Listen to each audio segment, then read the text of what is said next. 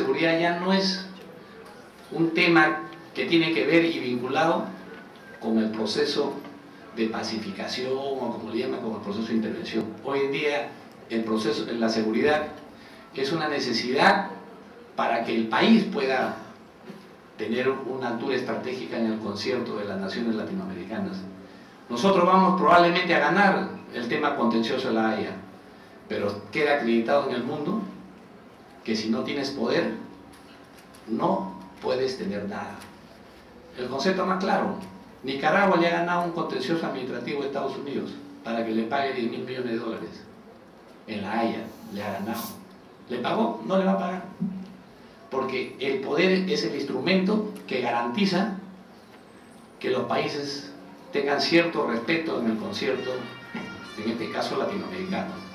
Bueno, entonces caminando por ese lado, conformar esta comisión de reconciliación que esté integrado, como repito, por militares, senderistas, emergentistas, la iglesia, el Estado, discutir este tema, pero no queremos que nos vengan acá determinadas instituciones o partidos que nos digan: no, estos ustedes han sido los malos, nosotros hemos sido los únicos buenos. No, porque acá deberíamos hacer mea culpa todos las instituciones políticas y los partidos políticos que se llaman partidos y organizaciones políticas en el Perú, porque lamentablemente frente a lo que sucedió en el año 80 no tuvieron ni el argumento político, ni el valor, ni el coraje para políticamente resolver este problema. No lo hicieron.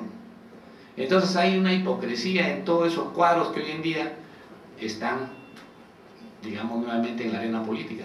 Y por otro lado, manifestarles también que el proceso de amnistías en el Perú, dentro de lo que significó los procesos de pacificación, sobre todo en los años 90, han habido amnistías. Se dio el 95. A través de la ley de arrepentimiento han habido amnistías disfrazadas que se han ido dando. Entonces, en ese contexto de cosas, hemos encontrado que también el Estado ha indultado. A partir del año 2000 han habido indultos en N cantidades. Entonces, ahora nos dicen que lo que ha ocurrido en el Perú es un genocidio, que la Fuerza Armada ha actuado como una institución de poder y que esta Fuerza Armada obedecía a una política sistemática y generalizada de violación de derechos humanos. Oiga, esos son etiquetas que le han dado a un informe hecho en un gabinete, en el cual, si uno lee los antecedentes del informe de la Comisión de la Verdad, muy bien, pero no tiene absolutamente nada que ver con lo que posterior ahí se lee. Entonces lo que posteriormente se lee ahí, en realidad son conclusiones que nos llevan a otro lado. Entonces eso es lo que nosotros tenemos que entender. Tenemos que entender entonces que este país es de todos los peruanos, no solamente de aquellos que de alguna manera responden a intereses económicos, responden a intereses ideológicos y de intereses políticos, pero no es de la gran mayoría, porque la gran mayoría es la que padeció todo este problema de los 20 años de persecución y además padeció y asumió la responsabilidad que el Estado en su momento no la ha asumido. Por ejemplo, solamente han habido judicializaciones y castigo político del 90 hacia el 2000. Pero del 80 al 2000 solamente ha habido judicializaciones y no hay un presidente del 80 al 85, Belaúnde, que haya sido enjuiciado. No hay un presidente García Pérez del 85 al 90 que haya sido enjuiciado. Indudablemente tampoco queremos que los metan presos. Lo que nosotros queremos es expresar nuestra preocupación porque todo esto mediáticamente ha sido manejado para hacer notar lo que yo vengo a sostener, que es la solución de este problema, de este acto de guerra, a través de un acto político que es la reconciliación. Y por supuesto, también que en ese sentido, las instituciones como el Ministerio Público, Poder Judicial, han influenciado tremendamente para, en forma conjunta, tener una víctima, que sean los de la Fuerza Armada. o Policía Nacional. Pero si nosotros nos ponemos a pensar, la primera responsabilidad la deberían asumir ellos, pues, porque en su momento no supieron administrar jurídicamente lo que pasó en el país. Entonces, todo este contexto de cosas que se corrigieron en el año 90 con una dirección estratégica centralizada, con el concurso de todos los sistemas de inteligencia en un solo ente, con el concurso de la población organizada a través de los comités de autodefensa armada y en la ciudad, con el reordenamiento del tema penitenciario, con la intervención en las universidades, todo este conjunto de cosas que aparentemente parecieran que han sido desordenadas, pero el resultado nos ha permitido estar en paz. Y como en todos los países, estar en paz tiene un costo.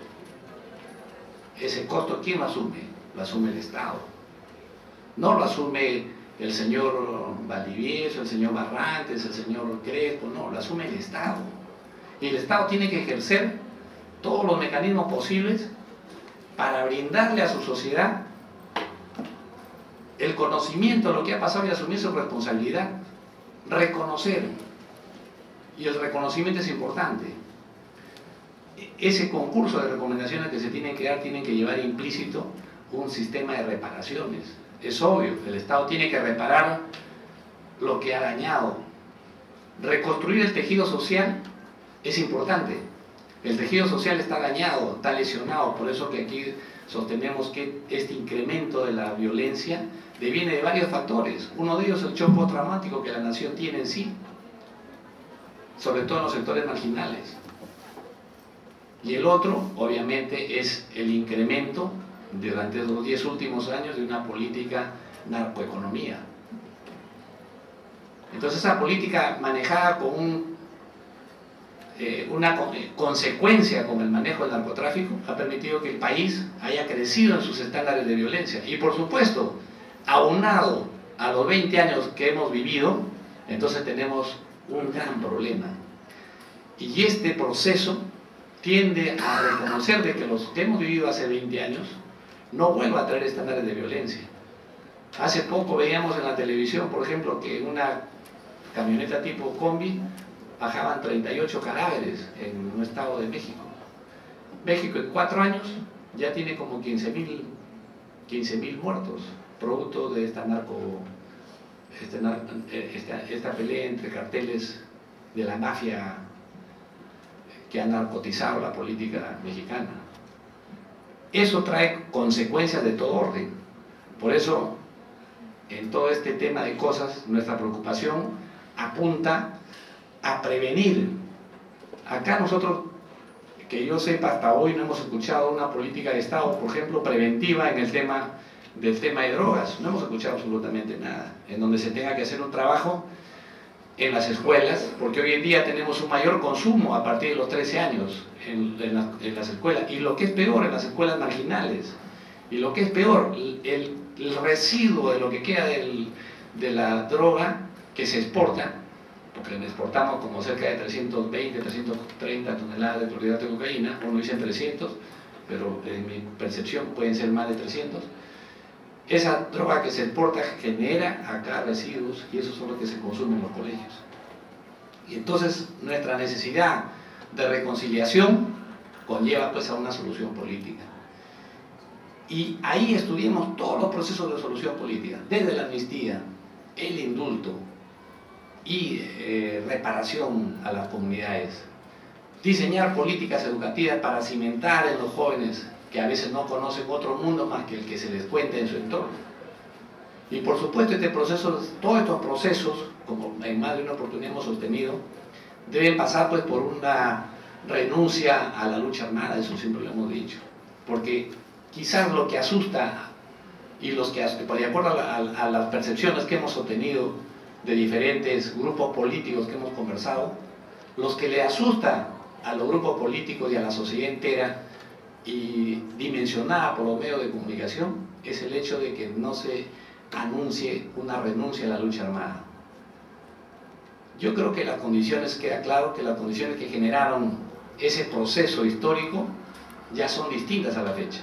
Por lo tanto, si es necesario darle ese mensaje a la población.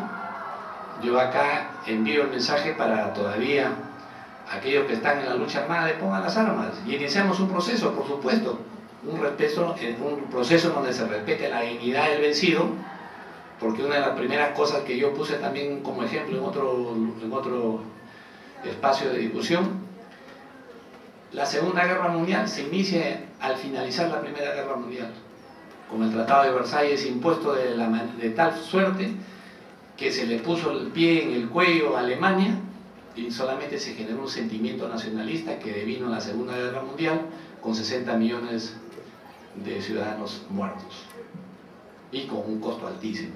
Y por supuesto que de ahí vino el juicio de Nuremberg, pero el juicio de Nuremberg fue una concepción para encontrar lo menos posible culpables, y se formuló una doctrina que ustedes seguramente muchos conocen, la de Rosin, Claude Rosin, y la autoría inmediata, el hombre de atrás, y dijeron, no, acá es culpable el hombre de atrás, pero aquí en el Perú no es eso, porque cuando yo les hablaba de la estrategia que se diseñó, que están por supuesto en manuales,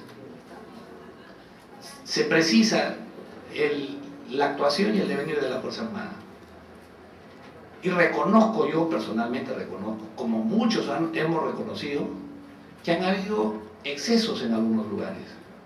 Han habido excesos que nosotros los hemos llamado actos singulares. Por supuesto que han habido, y más han sido denunciados, y han sido judicializados. Y por supuesto que asumirán pues lo que le corresponde. Pero aún así, yo considero que todos esos actos singulares no han sido porque el comandante, el teniente, el soldado se les vino en gana, levantaron y dijeron, vamos, hoy día tengo ganas de matarme 10 y voy a matar 10. No es así, porque en la naturaleza de cada ser humano existe pues un mundo tan controvertido que no lo entenderíamos. Probablemente algunos pocos me entiendan lo que estoy diciendo, pero esos actos que han generado este tipo de problemas, por supuesto, han motivado determinadas acciones del Estado en su momento, ¿no? Y lo que aquí demandamos frente a ello es simplemente que si nosotros seguimos echando leña al fuego, nunca va a terminar esto. Por eso es que quiero terminar afirmando de que la Fuerza Armada, la única política sistemática y generalizada que ha ocurrido es la que ha ocurrido en estos 10 años, para continuar persistentemente indicando que la Fuerza Armada ha sido violadora de derechos humanos, desconociendo que nosotros contribuimos porque nosotros tuvimos la virtud